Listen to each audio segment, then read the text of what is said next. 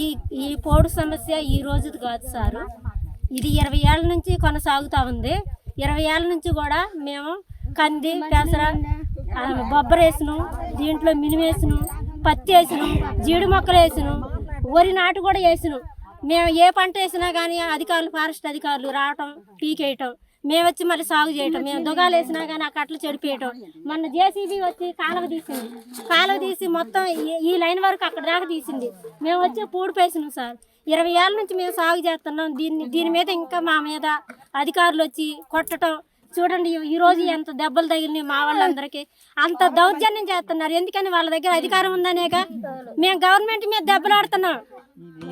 రేవంత్ రెడ్డి గారు మిగిలిపోయిన భూములకి పట్టాలు ఇస్తానని చెప్తున్నారు. మేము గవర్నమెంట్ని అడుగుతున్నాం.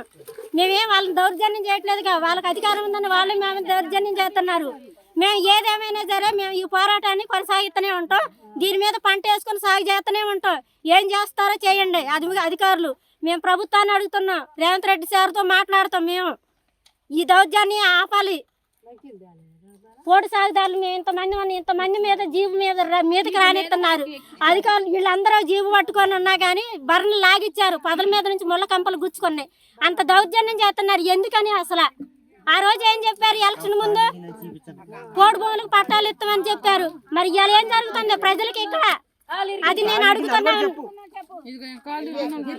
ఈ అమ్మాయికి కాలు ఇరిగింది. ఏంటి సార్ ఇంత దౌర్జన్యం చేస్తున్నారు ఈ ప్రభుత్వంలో? పేద ప్రజలు అంటే ఎట్లైనా ఉండేది? ఎప్పుడు పేదగా ఉండాలండి. మా పోడు సాగుదారులు మేము ఎప్పుడు కూడా దీన్ని పోరాటం మాకు వచ్చేదాకా కూడా మేము పోరాటం చేస్తూనే ఉంటాం. మేము దీన్ని వదిలిపెట్టాం సార్.